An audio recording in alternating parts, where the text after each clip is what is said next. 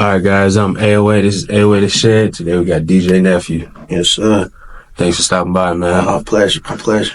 Want to give a quick shout out to our sponsor, Soundbar Studios, for giving us the setup. Shout out to them. Take us back, man. Where were you early on in your life? Childhood, state, parents? Give us all of that. Right. Starting off, man, I was originally grew up down in Mississippi. I moved around a lot as a kid. My mom was just one of those people who was just, we're going to pick up and go. So I moved around a lot as a kid, but I've always came back to Fort Wayne all the time. I was an athlete.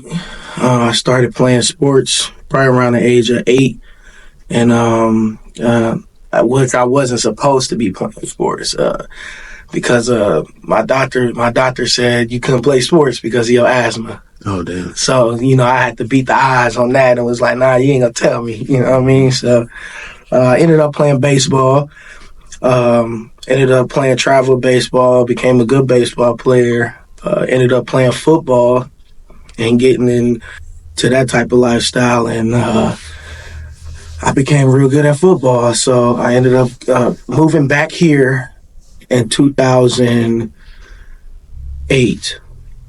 So I moved back to Fort Wayne in 2008, and I went to Prince Chapman Academy, and I played football for them. And then I just kind of went on throughout to 12th grade. And then after that, it was just kind of like, do the little college thing. And then that's when I kind of figured, like, this is something, college ain't for everybody, What was your moment? What was my moment as far as, like, going into DJing? No, well, just deciding, like, college wasn't... So around the time I was in college, my mom had ended up getting sick. Rest in peace to her. My mom passed away when I was 23, but I kind of just like said, I'm cool with it. But I've always had a thing for music, you know what I mean? So I used to sing in a choir at my church from like the age of 11 to, just moving back and forth from the age of 11 to 14. So I always had a thing for music. And then when I got in high school, I kind of started wanting to throw parties. So I started throwing house parties with my cousins and stuff like that. And we started off with just a 6-disc CD changer. And I would download all the music from, LimeWire, them old websites you could download from. So I downloaded from them, and we just put all 6 CDs in and just let it play all night. And it did a thing, man. So after that, I knew, like, I had to do something with it. So I ended up going to a club underage. I was underage, like 20 years old. And I went to the club and I saw a DJ DJing. And I was like, yo, man, I want to get into this. You know what I mean? So I ended up going the next day using my first Walmart check. I used to be a cart pusher at Walmart. And I had my first check, and I spent my first check on the computer, HP. It's an HP, and I bought a Mix Track Pro DJ controller that was like $200. And I started with that. And the rest was history after that, Hell yeah. Yeah, man. So was that your earliest music experience when you were going back in the church? Actually, my earliest music experience was actually having friends who rapped. I had friends who actually rapped when I was in high school. One of them was my cousin, and then I actually met his friends, and they all used to rap. And I thought I was going to be a rapper. I thought I tried to be a rapper. I did it for a little bit, sung and, rapped a little bit, but then I just knew that just wasn't it for me. Mm-hmm. So I was always trying different things to try to figure out what it is that I want to do in my life. So DJing just became easy for me. Like, I love it. You know what I'm saying? When you love it, it's not work to you. Yeah. So I enjoy what I do, and I've been doing it for a long time. So if you had to guess a number, how many shows or how many events you've been a part of? Just Man. to show your expertise out there for the fans. I've had in a span of 12 to 13 years, I probably had over like 200 gigs. I've worked at probably like 9 or 10 clubs here. Even when they changed the name to them, you know, I've DJ'd there. So it's just been an experience with all of that. So I love it, man. I love it, man. What's some of the highs that you get from being a DJ? Is it because you can control the crowd? For sure. Being able to control people's mood is like, for one, it's a job. You know, you gotta be able to read the crowd. But I just love seeing people dance from my art, because that's what DJing is to me. It's an art. You go home, you create, you make mixes, you know, and to see that it's actually working, it means the most. So yeah, I enjoy just being able to make people happy and dance while I'm DJing. You know. Yeah, that's crazy. To have a career that long so far, to be able to bring you back in, I'm excited for you. Yeah, appreciate that. Can you talk about the South a little bit and the difference it is? Okay. So I grew up in a town, it's Batesville, Mississippi. Originally, I'm from Fort Wayne. I grew up down south. So I wanted to clear that out so everybody know. Originally, I'm from Fort Wayne, born. Okay. Grew up down south. Yeah. My family is from down south. So down south is different. You know, it's not a lot of things there. Where I'm from, brick roads, dirt roads, there's not a lot going on. So all you have is each other. Everybody knew each other. You had one school with, like, from pre-K all the way up to 12th grade, it was just one school, one Walmart. You know what I'm saying? So it was just like the unity of it, everybody sticking together. It wasn't too much trouble or drama, but like people just kind of was together. I loved it, just growing up down there, being outside all day. You know, we had like local softball tournaments and stuff like that. So it was just a lot of unity in the city, in the town where I'm from. So that down south was just the best thing that could have happened to me. Yeah. And then I lived in Memphis, Tennessee for a year. That's when everything sped up. How old were you? I was 12 when I moved to Tennessee, Memphis, Tennessee. What was your experience? You said everything's faster. Yeah, everything's a lot faster. The culture of the music was a lot faster. Back then, people was listening to 3 6 Mafia. They was listening to all the Memphis rappers that was like popping back when 3 6 Mafia was in the game.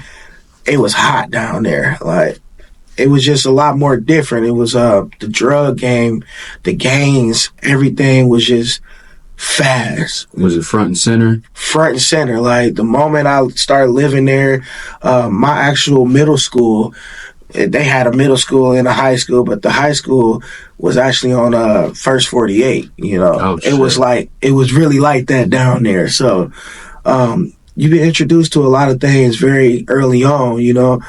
And you know, I wasn't my family at the time wasn't wealthy. We didn't have no money. You know, we was dirt poor. You know what I mean? So I had to do what I needed to do out there just to get to where I needed to be. You know, I had to take care of home. So it was definitely like a learning experience to where I had to grow up fast. How did you adjust? Was it an easy one for you? Like, was it? No, it wasn't too easy, man. I'm going into a whole another state where people I don't know. So, like, there's a trust thing, you know. You don't know who to trust, but definitely it made it harder. It made it harder for being an inner city kid there and just trying to make it. You know, you don't get a lot of opportunities there. Now you may, you know what I'm saying? Because it just took a long time for that culture to get back into the groove. But Memphis is fun, man. They have a street called Beale Street. So, like, a lot of times people go on Beale Street, and that's just where everything at. You'll see kids backflipping for money. You got food. You got, you know, amusement parks type of stuff like that there. So it was just a different experience, you know. And then that's when my mom decided we're gonna pack up and go back to Indiana. So and then that just kind of had to adjust and switch up again. So How was that adjustment for you? And then what would you describe Fort Wayne? The adjustment it wasn't too bad because I've been coming here back and forth a lot as a kid. But I would say that Fort Wayne is somewhat behind than other states. Other states, they are like, if you want to talk music, they already ahead of the game. Sometimes we receive things a little bit later here. Even just in the culture wise, it's not so much culture, you know. But also Fort Wayne is a place where people come and settle down with their families and live. A lot of retirees are here. My grandmother retired from General Motors. So, you know, with her retiring there, she wanted to settle here with her family. So that's where the difference is. It's more culture. You know what I'm saying? You see a lot more black people, you know what I'm saying, in Memphis and Mississippi. You see a lot more black people. So you just see your people, and it's just the culture there is just different from up here. Hell yeah. Yeah, it is, man. Do you plan on moving down there? Actually, I plan on moving to a place where the DJ scene is a lot more broad, you know. Looking into Dallas, Arizona, places like that, just trying to spread my wings a little bit, you know, get myself out there and network. Yeah. Hell yeah. Yeah. Where do you see yourself in the next few years? Well, as far as DJing, I really see myself doing big stage type of things. I actually have a buddy who's 42 Doug's DJ, Hell yeah. and he does parties where he's just coming in as himself for a concert. Like, you have to get tickets to come see him spin, you know what I'm saying? So it's just him on a big stage, lots of fans and stuff like that, and he just do his thing. Kind of like what DJ Mustard does and stuff like that. And that's the goal I'm trying to get to, is to throw on my own big events, and I'll be the main attraction to get these people to, enjoy what I do. Hell yeah. Yeah. On top of DJing, do you produce beats as well? I don't do beats. I wanted to get into producing and stuff like that. I have friends that produce and things like that, but I never had jumped into it. I've always just kind of kept my focus on perfecting my craft with DJing. Will I love to get into producing and engineering? Of course. I feel like that's going to elevate me as a DJ, and to be able to produce and make beats for people. So, yeah, I'm definitely looking forward to doing something like that. Hell yeah. Yeah. Now, let's say booking a DJ, how easy or how hard it is when people make decisions like that? And then what do you do to sell yourself more compared to other DJs?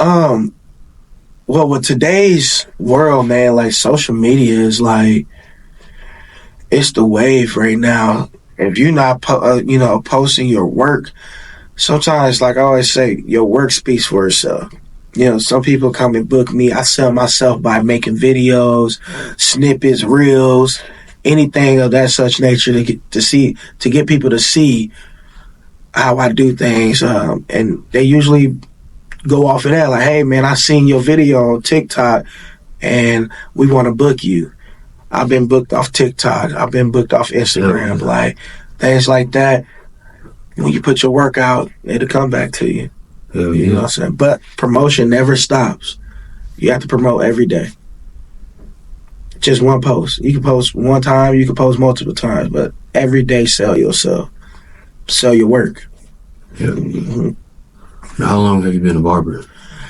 Barber, ooh. What led you to that career? Barbering came around at about 16. In my grandmother's garage, I started cutting all the guys around the neighborhood. And I actually picked up a pair of clippers because I had dreadlocks, you know. And so I got tired of going to the barber shop. I was like, man, look, I'm gonna go get me a pair of liners. I'm gonna just start lining myself up.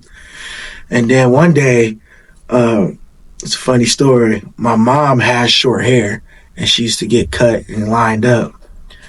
And she was like, hey, son, you know, come give me a lineup. This is my first time ever touching. My mom was probably my first client. I pushed my mom's hairline all the way back. And I almost gave up because I was like, yo, you know what? This might not be for me. But I just kept on doing it as a hobby. And then the jobs I started working at, I started getting clients there. And then I jumped into a barber shop and started doing my thing.